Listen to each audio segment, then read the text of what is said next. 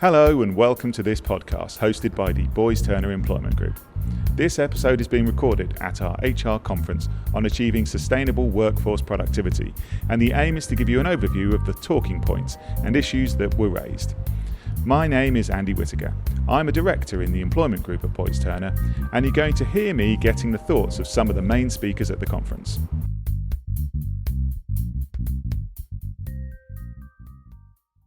Gary Impett is Head of Corporate Sales at Vitality Health. He was here to discuss the UK's largest health and wellness survey. It's called Vitality Health's Britain's Healthiest Workplace and the business case for workplace wellness. Earlier on this morning, Gary, you were talking about the business case for focusing on wellbeing in the workplace. Yeah, I think businesses across the UK are kind of waking up to this very simple and logical kind of thought process that actually the healthier your employees are, the more productive they are. And using Britain's Healthiest Workplace survey, we're now able to show the true, tangible value in having healthy employees. And you shared with us some really interesting statistics about the cost in terms of productivity loss in respect of ill health within the workplace. Yeah, I think the cost that we've seen so far is £81 billion in the UK of lost productivity. Obviously, that filters down to individual companies, and those companies can also kind of benefit from getting their employees healthy and reduce that kind of productivity loss. And another thing that really stood out for me was the distinction you drew between the amount of productivity days lost by the healthiest employees in a workplace versus those that are lost who perhaps live a less healthy lifestyle. Yeah, absolutely. There's a 25-day gap between the most healthy and the least healthy, if you like, and that's a huge amount of kind of lost cost, if you like, for a business. But also, if you turn that around, that is your margin, really, compared to if you're competing against a very, very healthy business competitor and yourself, that's a big margin to be losing per employee.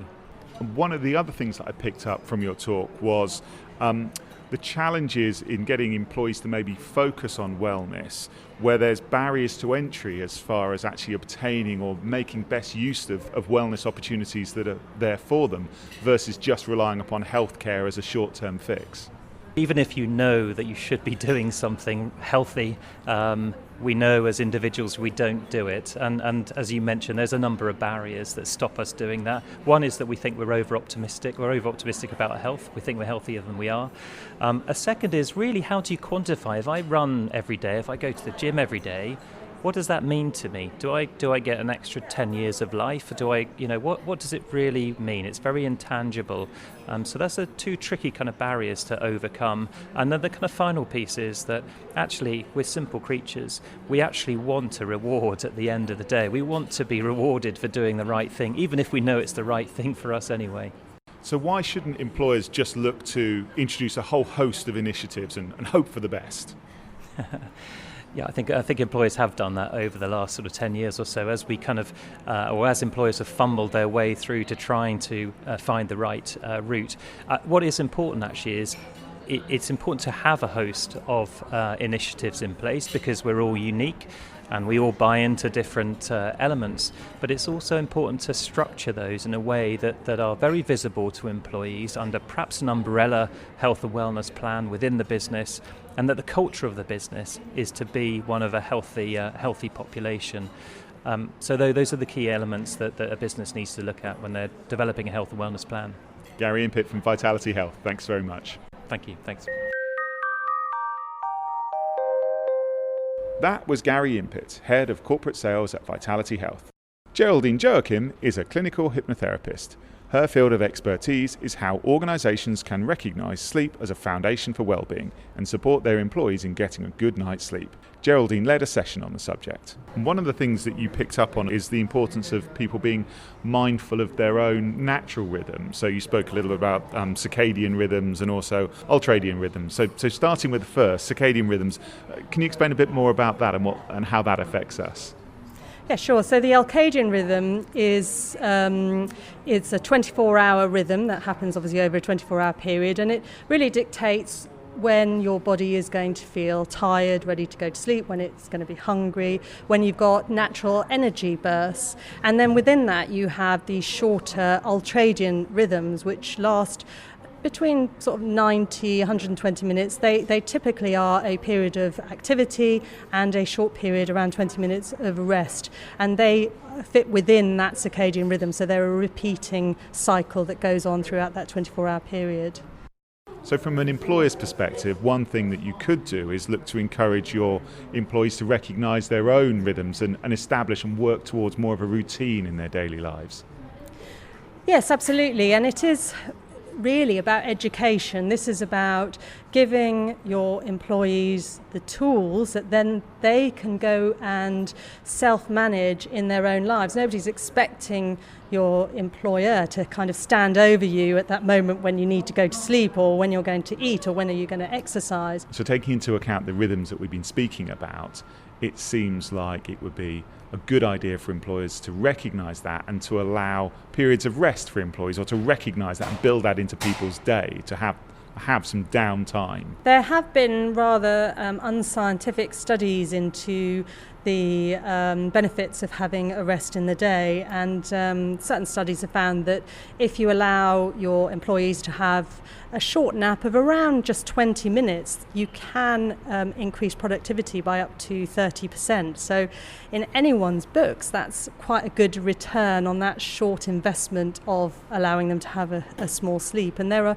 particular lulls in our day. So the ultradian rhythm is your rest activity cycle, but particularly around lunchtime, around midday, is a time when you would naturally have a rest period.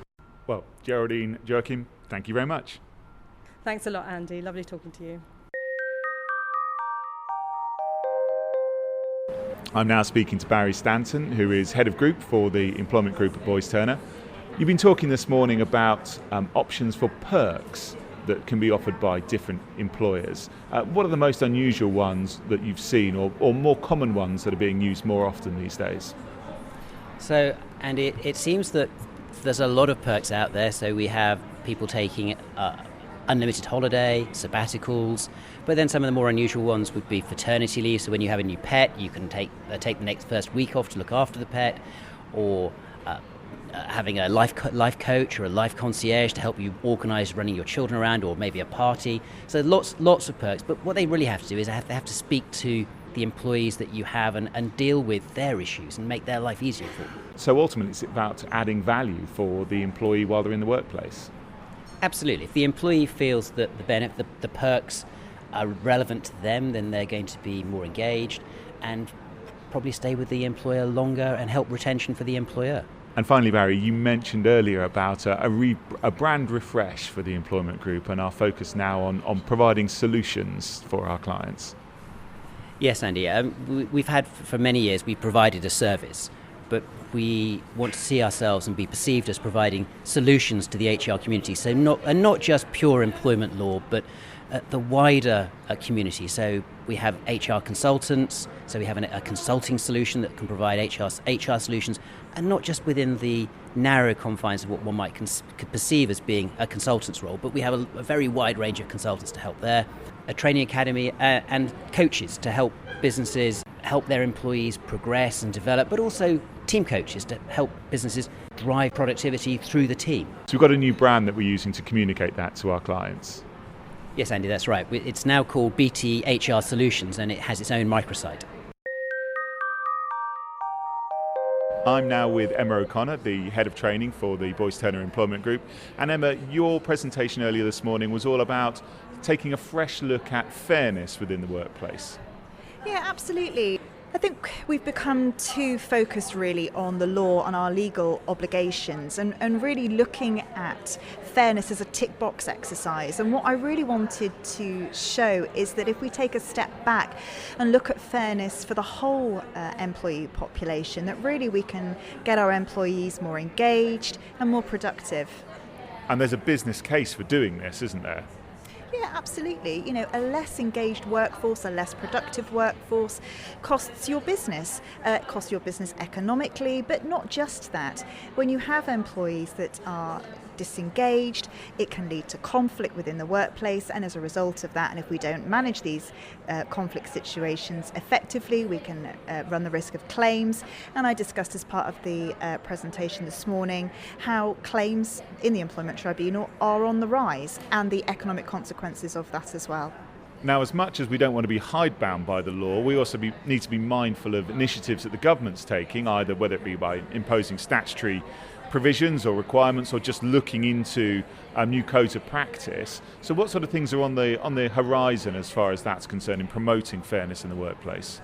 I think the main focus really is on sexual harassment, and I think this is one area where we will most definitely see some form of legal change, particularly around a proactive duty on employers, not just to deal with issues of when they arise, but also a proactive duty to prevent sexual harassment at work. And really we're looking there at not just your policies and your processes, but really we're focusing on training. We've got to raise the profile of this area amongst the workforce. The other issue I think we will see with regards to sexual harassment is obviously focusing on third-party harassment, which is currently lacking within the Equality Act, and also looking at whether, as part of the consultation on this issue, as to whether we actually need to extend the limitation period from 3 months to 6 months. And part of the consultation was whether the current 3-month limitation period was actually a bar to justice. That was Emma O'Connor, Head of Training for the Boys Turner Employment Group. Professor Karina Nielsen is the Chair of Work Psychology and the Director of the Institute for Work Psychology at the University of Sheffield. Professor Nielsen was here to talk about her research into returning and thriving at work after long-term absence. What I'm going to talk about is how can we help people return to work and stay at work and thrive at work. A lot of the return to work literature has focused on how to keep people back at work, and then we don't really care what happens afterwards. But the issue is that if you've gone on sick leave because of your job, and the job doesn't change once you have returned, guess what? You're probably not going to stay in that job. We focus on people's experiences and what helps them, but there's other research that does show that relapse is quite significant. I presented some numbers today that said that up to 20% have relapse and 20% leave the labour market altogether. And of course that has huge consequences for individuals, for families, for organisations, but also society as a whole because of disability pensions, those kind of things.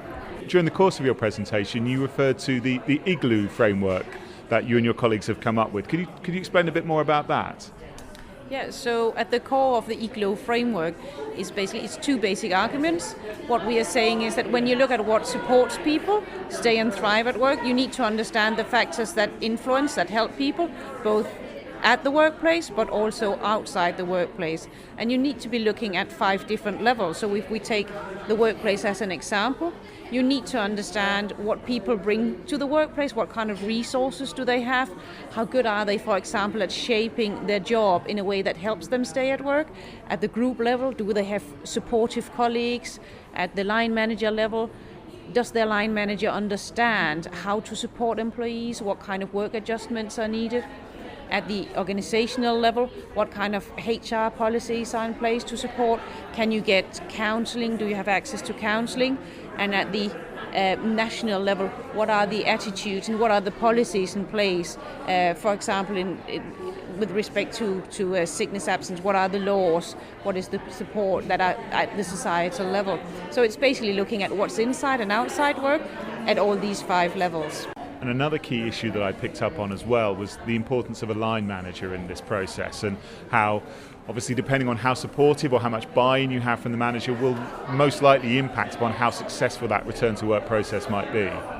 Absolutely. Line managers play such a key role in this because they are the ones that quite often give you access to other support within the organization. They are also the ones that can give you, if you're feeling bad on a certain day or you're feeling low, they're the ones that can say it's fine to go home today, don't worry about it. They're the ones that can make work adjustments. So they're really, really key to this. So it's very important that we train them to understand what are common mental disorders and what kind of support can you give people that suffer from common mental disorders. Professor Nielsen, thank you very much for your time. It was a pleasure being here. Thank you very much. Thanks for listening to this podcast from Boys Turner. As well as giving you an idea of the main themes of the conference, I also hope it's made you think about how you can go about achieving sustainable workforce productivity. Remember to subscribe on whatever podcast platform you use for all future episodes. Finally, keep an eye on our website, boysturner.com, for news about further events and also details about the work that we do. Goodbye for now.